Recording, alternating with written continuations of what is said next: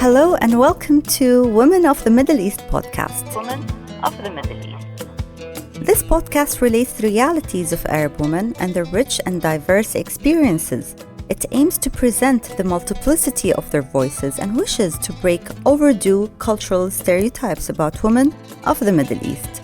My name is Amal Al-Malki. I'm a feminist, scholar, and educator.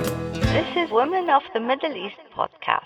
Hello and welcome to Women of the Middle East podcast. I'm still in Amman, Jordan, and I'm hosted by the wonderful podcast team. And here I want to thank all of the team who has been doing an amazing job. My trip to Amman wouldn't be complete unless I meet my dear friend, Dr. Salma Nims. Dr. Salma is an expert in gender equality, social inclusion, and women peace and security. Dr. Salma, how are you? Hi, thank you for hosting me. Of course, as feminists, we have many concerns. Some of them are validated by data. And if we speak about data, you're the person. But we also have many concerns that are validated by our own experiences. So I can think of one or two topics to converse about. But before that, tell us a bit about yourself. I will start with the most important role in my life. I'm a mother of two amazing young men, 21 and 17, Zain and Dawn. I'm very proud that my husband and I have raised what my children's teachers say, true feminist men, without even trying to raise feminist men, just by being an equal partners in our relationship and believing that we both have contributions to raising our children, to contributing to their well-being, to our household's costs. Our children just grew up believing that this is the normal. And that's why it was never forced in our family. And this is what makes me proud. And I'm also proud to be a daughter of two very humble, amazing men and women who have all had their paths, which were real challenges and struggles. My father is a refugee from Palestine in 1948. So I guess his story of facing injustice, leaving his own country, coming here and being given the opportunity to build a life in another country and feeling at home. And I have to say, I'm a proud Jordanian for this.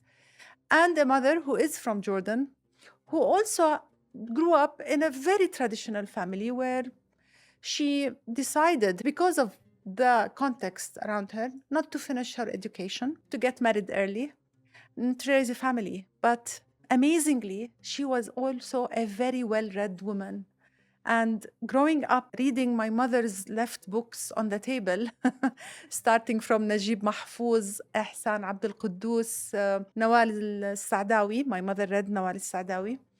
This combination of all of this, and this is who I am as a person.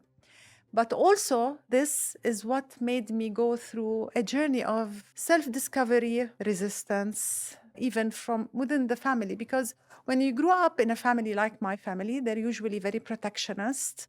And they raise us within a context in the 70s and 80s where I have to say, I love my parents so much, but also they treated me differently from my older brother. And I think this has raised many questions for me as a young woman. Why is he allowed to do this and I'm not? And remember, I come from a privilege and I'm not going to be ashamed of that. My father struggled to send us to private schools. So imagine a young woman of privilege to even feel discrimination and affects her. And being a daughter of a refugee coming from a poorer background, imagine for the young girls who are not as privileged, do not get the privilege that I get, like going to high quality education, getting what I want in life, and yet feeling discrimination and frustration. It put me in a place where I felt like I'm asking this question not only for me, why there is discrimination. I'm asking it for every person, not only women, who feels discrimination, inequality, poverty, unable to get the right to their self-determination, if we talk about the Palestinians, or the right to education, to work, to just being who they are because they chose who they are. And that's who I was. And imagine all of this was really early on, between the age of 12 and 17. One would think I would have studied the law But I ended up studying architecture, and I actually excelled in it, worked for 3 years on an amazing project that was more about urban justice.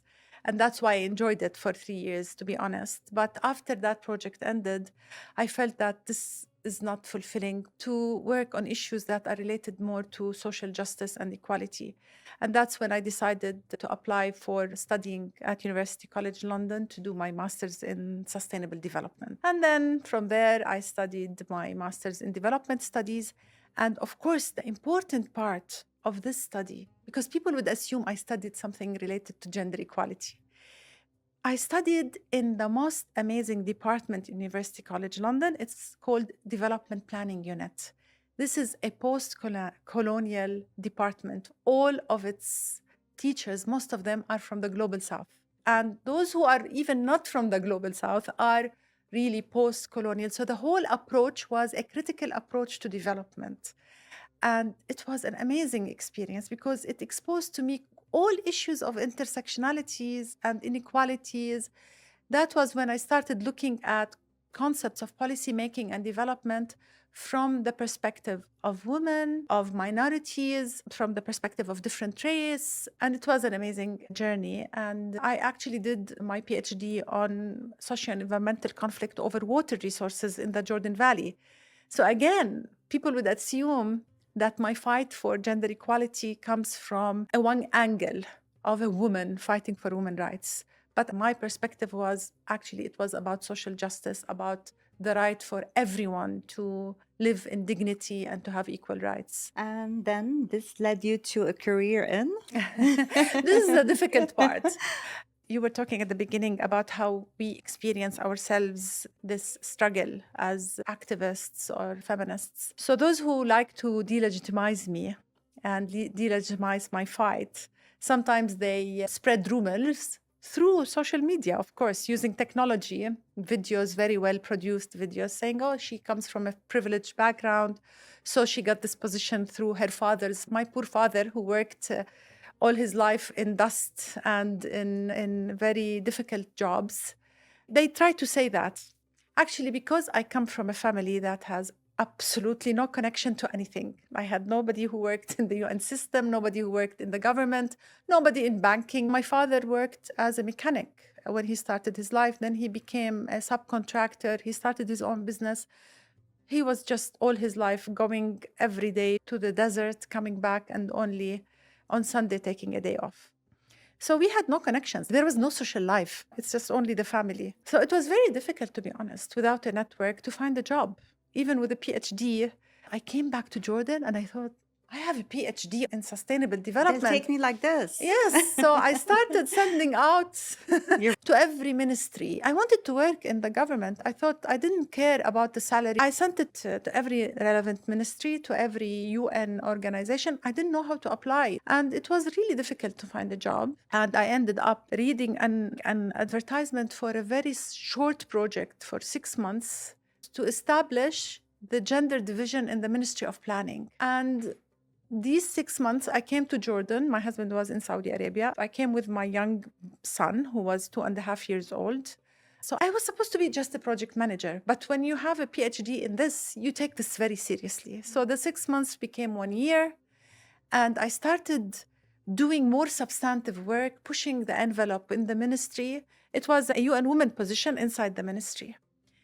And within 1 year, I started doing consultancies on gender and development. So from the beginning, all my work was mainstreaming gender issues with development issues. One thing led to another. So at some point, I also had a political career because I was outspoken about issues that are considered political. And I became engaged and became the director of a platform called Taqaddam. It was a political platform that was seeking evolutionary change in Jordan at a time when revolutions were happening in the Arab region. And that was a very important turning point in my career because this platform worked on different issues related to reform in Jordan, not only political reform. It was about green economy. It was about social justice, gender equality, nationality rights to children of Jordanian women. And through that, I engaged with the opinion leaders in Jordan in the different fields. And that what I think, not I think, I know that when Her Excellency Asma Khader had to resign from the Jordanian National Commission for Women because she became a senator, I got a call from the office of Princess Basma bin Talal, which until that point, I would like to say, I did not know in my life. I have not met in my life. I have no connection to royalty whatsoever. But simply it was because an ex-minister recommended my name to Princess Basma. So your work spoke for you. Her name is Mahal Khatib, and she's an amazing woman, and she's the one who recommended my name to be considered for this position. And I got called by Her Royal Highness office. They said that she saw my CV. She saw my platforms. I told them, did she see my platforms? Did she see what I write on Twitter and social media? Because I don't think I would be accepted in this position. And they said she did, and she would like you to take the position. And I met her. We spoke very candidly about who I am and that I will remain who I am. And she's a feminist. She's a true believer in gender equality. And she said, I give you the green light to do whatever is needed to push this organization forward and to fight for gender equality in Jordan. And really, for 8 years, whenever I was attacked, social media, no matter how extreme it was, I never heard but support from Princess Basma. Amazing. Yes, yes. Tell me a bit about that title that you held for 8 years. Yeah, so the Jordanian National Commission for Women is the national women machinery in Jordan. So it is funded by the government, but it has an independent status because when I was there, it was not established by a law. A law for it was adopted last year. And it was established by Prime Minister's decision. And actually, it was established by late King Hussein and chaired by Princess Basma. And of course, as all national machinery, they would advocate for policy making for gender equality. Historically, the relation is not easy. Usually, national machineries are considered state feminism. Yes. And I came from the background of civil society. And I said, this is not what it will be when I'm there. And that's what I spoke to Princess Basma. I said, I come from this background. Is it okay for me to do it this way? And she said, do whatever it takes. I told her I will be fighting for nationality rights. And she said, you can try. You are welcome to try. I'm telling you, you might not get it, but you can try. And when I came, I decided that because our budget was very low and it used to compete with the civil society over funding. And I said, this is not going to happen. And I had to build trust between JNCW and the civil society organizations. It was not easy. It took some time. And of course, we sometimes would have differences on different issues. But even within civil society, sometimes would be difference in positions. However, we still had a very candid relation. It took them some time to believe that I will not change my position on issues and I will still hold the same position. Over time, I think some of the changes that happened for women in Jordan is actually something that the women movement has called for decades. And I think whatever is achieved at any moment in history, nobody can take credit for it at that moment. True. It's a path. It's a process and accumulation. And sometimes a window opens. And that window is that day. And we had these windows. For example, abolishing Article 308 that is relating to the rapist marrying his victim. This is something that the feminist agenda put since the 90s. Jordanian women put it on the feminist agenda and the pushing by the international community for Jordan to abolish it. But this is not a Western agenda. This is what the Jordanian women put on the agenda to be pushed by the international community on the government. But it took 30 years for the change to happen, but it was an accumulation of efforts. To me, the abolishment was one success, but how we worked together in tandem, how we supported each other, how we strategized, how we held the same voice, and how we made it a Jordanian movement. You could see that we were pushing, and it's happening. And then you start hearing like embassies calling you, how can we help? And I would say, stay out of the way. Exactly. We don't want your help. We are doing this. I always said, when it comes to changing laws in Jordan, no funding should be put in it, not even 1 penny. You can carry out a whole campaign. You don't need money to do it. And we didn't. JNCW, all the support it gave to the abolishment of 308 was done through peanuts funding, our own budget. Throughout at least the 8 years that I was in the Jordanian National Commission for Women, I know and I am sure that whether the civil society, the feminist movement, ourselves, we would never propose any amendment for any law, even one article, especially when it comes to the penal code or the personal status law. We would never propose anything without consultation with the religious leadership and the specific religious institutions. And we would go through discussions and we look through the religious text. What are the religious historical evolution over these interpretations and how we can amendment to take into consideration the current situation, taking into consideration religion and looking at examples from the Arab Muslim world and other laws and how we can learn from them. So this continuous attack and delegitimization of the efforts of the women movement in Jordan, I believe that the pushback against them, and it's not only the past 2 years, throughout, they are well organized, have better access and better reach and ability to distribute their narrative, and which is something we have never been able to break through. And that's why it became so spread socially that feminists in Jordan are anti-family, anti-religion, which is not true. This consistently happened with me. When we were having discussions about specific articles and specific laws, and we would prepare really like a policy brief that is rooted in religious texts. And we have a legal team which has Sharia lawyers and Sharia scholars. So it's not me personally doing this, but we will be very well prepared.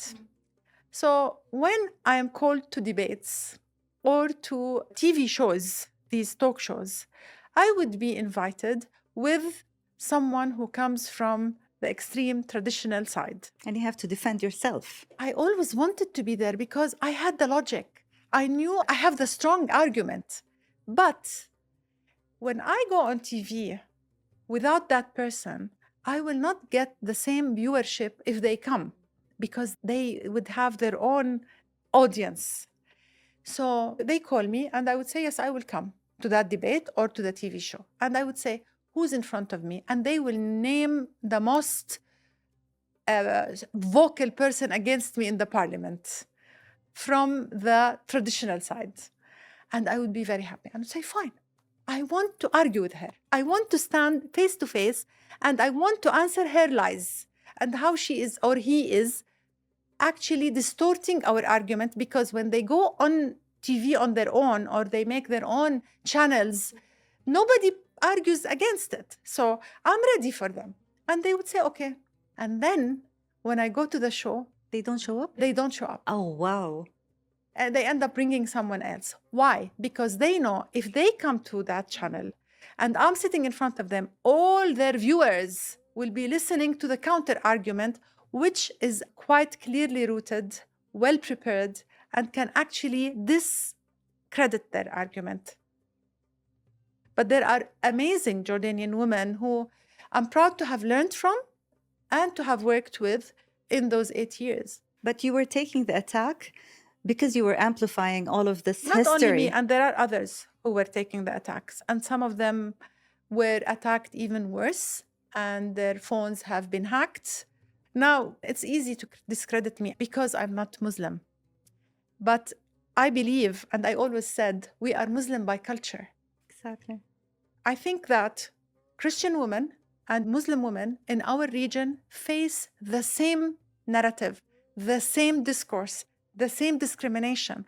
So when I fight for women in the Arab region, I don't fight for women from a certain religion, and I don't look at religion as the source. I look at the traditions, I look at the historical construction of discrimination, which uses religion as an excuse. Absolutely. Whether it's Christianity or Islam. Yeah. And I'm telling you, we have laws in Christianity that have to be changed completely. The concept of submission, it's also in the Greek Orthodox Church law for us. I remember once a colleague who is Christian, and she was divorced and going through a very tough time. She studied the laws because she was trying to fight for her many things. She brought the law to me. I never looked at it.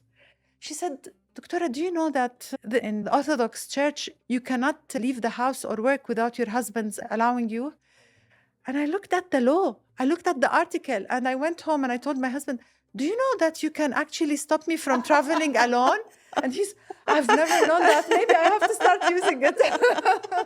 Our religions and cultures are so intertwined to an extent that sometimes you get confused. Do you know that we had a debate about the whole myth that women are created from a crooked rib, a man's crooked rib, that is entrenched in Islamic traditions, not in Islam, in Islamic traditions that they believe in it. Yeah. And I had a scholar that traced it back. There's no mentioning of that in the Quran. It's actually a Christian myth. Yeah. So nothing in the Quran says that we are born from a crooked rib. We are so intersected because of the culture, exactly. And we pick and choose what actually works for us. What works for us. For example, the concept of inheritance. In Jordan, the inheritance for Christians, we apply the Islamic Sharia in inheritance. But of course, in other issues, we apply the Christian laws. Does it work better? No, why? Why? Because it benefits men.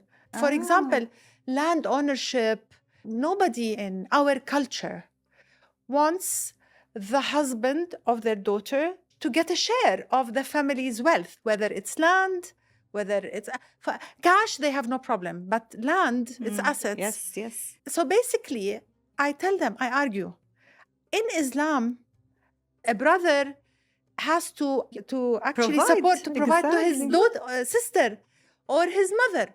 But in our laws, a brother will not provide from me. It's not enforced by law. There is a complete system in Islam that justifies this. And you come as Christians, you rob me of half of my share from inheritance, but you have no obligation to support me if I'm poor or if I'm suffering. Yes, of course. It's tradition. It has nothing to do with religion. It's an entrenched patriarchal structure. And it's power. And it's access to wealth. This is about wealth and assets. It's not about the values system. And actually, to me, all religions, especially Islam and Christianity, because in the school system in Jordan, we study Arabic through reading Quran. I still remember many of the ayat and the surah, and it's beautiful language and amazing values. It's an amazing value system before anything else. And the same with Christianity. It came with a value system. And then we take this, we forget the value, and we look at, okay, how can we use some parts? So we are selective. If we don't look at the comprehensive understanding of what these religions were bringing when they historically came to our... True. It becomes a matter of exclusion rather than inclusion. I read Fatma Al-Marnisi when I was 19 years old. I wasn't even, at the time, a feminist. And when I read her book, and I thought, oh my God, Prophet Muhammad, peace be upon him, was a revolutionary man. Yes. And he broke so many taboos at a time. And he set a very advanced, at a time when women, not only in Jahiliyyah, but for Christian at the time, in the European Christian world, women were completely owned by men. And he came, peace be upon him, and he brought a religion that was like a revolution in social justice. True. But people, they are selective. Very. In our campaigns on violence against women, what do we do? Even before I came, in our campaigns, we would go to the field and we would have someone from the Supreme Justice Department or Al-Ifta, someone who is social and someone who is health expert, and we raise awareness on issues related to violence against women. And we'd bring men and women to these sessions. the sheikh from Da'irat Qadi al-Quda would tell stories from the time of Prophet Muhammad, peace be upon him, and of how he treated his wives, how he would treat them equally, how he would help at home, and how he would play with them, all the positive things. And I remember in one of the cases, one of the men who was sitting in the front looked at the sheikh in his face and he said, jump over this. Wow. He said, skip this part, sheikh, skip this part. I'm sorry, you don't choose to skip according to what you believe benefits you. And that's the sad part. And that, as I said, that's why I believe that the pushback that is happening today on gender equality issues, and I would say equality between men and women specifically, is now we see an alliance between the extreme Christian right in the West and the traditionalists in our region. Why are they doing that? Because they felt the power of women. The change that we're bringing is not only a social change. Even the feminist movement, when they say we are against the family, all what the feminists were doing in the past 10 years minimum is talking about care as a right, okay? And that you have to change the structure of the economy and the work in order to allow for the right for men and women to care for their families. So actually the approach is family-based. Totally. Okay, so then what is the problem? The problem is the capitalist system. And those are the capitalists. They're not those who care about religion. They are capitalists. They are benefiting from abusing women, paying them less salaries, abusing female farmers to accumulate wealth. So we were challenging systems and asking for more healthy families.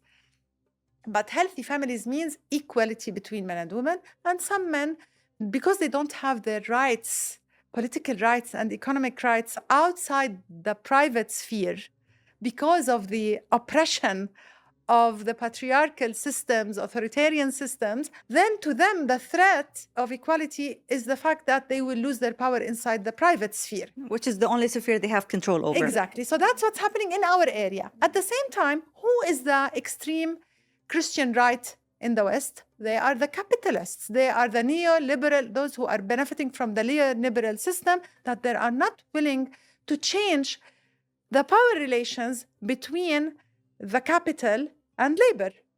They use religion. It's the easiest way, religion and family and the destruction of the family. And they hijack the narrative. And this is what sometimes kills me, really, Yeah. that they want to hijack even our narrative. They hijacked it already. But we need to stop them. It's not just that this hate speech that is fueled with sexism will be translated into attitudes and social norms that will be normalized. And we need to stop that. And what is the problem also? Because we see a lot of women who have worked in the past 20 years and they had all the sole responsibility of the household because their husband would not contribute to it. And she would be working, contributing to the income of the family, and then this is not recognized. Some of those women, they are standing with the same narrative because they're tired, because the system did not change. The system used them. So to them, maybe women should stay home, maybe men should be the only providers, and we want to rest. We want to gain back our role as mothers. I'm telling you, I keep telling my story as a mother because I enjoyed every moment of being a mother. And I enjoyed it even while I worked because I had a husband who believed in my right to work and supported me as a father with our children. And also, when I contributed to the income of our household, it translated into equal assets in our ownership, in everything. So I didn't lose any rights. He didn't lose any rights. There is no concept of control in our family. And we managed to raise amazing children and give them the best opportunities in life because we both worked. In this context, two-income family has become a necessity. At some point, the capitalist system actually stole my husband's savings. He came back to Jordan and they did not pay him all his end of service. They did not pay him his salary. What could we have done at that point if I wasn't a working woman? We saw that we had the same responsibility equally. What do you think of a privileged woman who doesn't need to work? And we can see those examples, especially from where I come from in Arabian Gulf, who doesn't need to work, who's sitting at home. Good for you. Really, no judgment. You know what? And- I support any woman's decision to do whatever but she needs. attacks feminists. But you cannot for attack, exactly. You cannot attack feminists because they believe in work. You are lucky that you are privileged, and maybe you have a good husband or father who is not an abusive person, who is giving you your rights as well for freedom of movement, to go and get educated. But I have stories of privileged women who ended up after 30 years of marriage being tossed aside by their husbands, marrying a younger woman, and these women had no $1 of saving in her name. And then, according to the law, this type of divorce, which is, I think it's called a ta'assufi, which is meaning that it was not consensual, without reason. What is the best alimony that she would get? It would be an alimony of 3 years. So they calculated that how much she would need monthly in 3 years, and this would never reach more than, say, what, 5,000 JD or say $10,000. She doesn't have young children anymore, so she doesn't have her the children. right to stay in a house, no? No. In Jordan, even if you have the custody of the children, you don't get the house. Oh. Yes, he pays as the rent of the house. Sometimes it's no more than $100. So basically, a woman who is like 50 something ends up with no job, even if she had studied, she has education, but no experience. Her children are already spread around the world in their jobs. They have their wives, their households. She loses the house. Her husband is married to this 30-something young woman. Maybe 20-something Yeah. young woman. No, I want to be nice to him. And these women are ending up waiting for their children to allow them to live in their homes and help them. So all we say when I advise, I say, make that choice. It's okay. It's your choice. I actually had the choice of not working. I had the choice of working part-time because I was privileged. But some women actually do not even have the luxury of that choice. If they don't work, their family would not survive. And I've seen it. I've seen it in the Jordan Valley. I've worked in the Jordan Valley. I've had done field work there. Farmer women are actually sending their children to private universities in Jordan. And you go to their homes and you see they're building their homes, and the husbands are lying on the side smoking cigarettes, and she's buying him his pack of cigarettes. These are amazing women. These are leaders. They are really raising the new generation in Jordan. But this woman, if nobody recognizes her contribution to her household, what will happen to her? This is the question. I support your decision as long as you support protecting other women's right to decide what type of life they want to choose. Oh, I love this. I didn't need to prepare any questions. Now you will leave me with several ideas. So the whole dichotomy between private and public, we know it. We've wrote about it. We talked about it a lot, and we are against it because it doesn't really describe the lived realities of women in our region. But also now the whole dichotomy between victim and privileged. Okay, because remember, when you are represented as a victim, this is very colonial, reductive, essentialist representation of Arab women or Muslim women being victims. But this is the representation that would bring funding, for example, for women organizations from the West, right? Yeah. Yes, as long as you're a victim or you're speaking about women who are victims, we will fund you to work on whatever project you want. But we spoke about privilege a lot. And this is something that I also suffer from. Whatever you consider privilege, I'll take it. I'm not going to argue with you. You think I'm privileged? Thank you. This really doesn't take into consideration everything I went through, okay? That is seriously, whatever privilege you think it is, had nothing to do with it until I reached to this point. But at least I've reached to this point, and I'm turning this privilege into a platform for other women, right? I'm trying to help other women. I'm doing something good with this privilege. You're leaving me with this. Maybe we need to eradicate this dichotomy between victim and privilege. There is no such a thing when you're a woman. And I know you're wrapping up, but this brings me to the very important story as well that is being used all the time. These superwomen, okay? Yes. I made it out of nothing, okay? So there are lots of women who are now entrepreneurs who are put on a stage and they would start saying, you can do everything. I've done it. I started from nothing and I went from here to there. And now this, because sometimes I'm speaking in these same events and I'm looking at these women and thinking, what pressure are you putting on a young woman coming from a marginalized community and telling her you can do it when she can't, because you are not telling the battle as it is. True. And you are not I saying agree. that you happen to have windows of opportunity that not for everyone. Sometimes it's coincidence that gets you from one story to another. Also, we should not put so much pressure that you can make it on your own. We all have to be entrepreneurs. No, we don't all have to be entrepreneurs.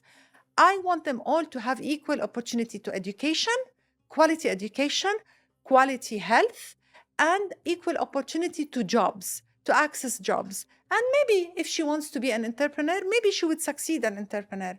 But not all of us, men or women, this pressure that everyone can become Steve Jobs. I'm sorry, no, we can't.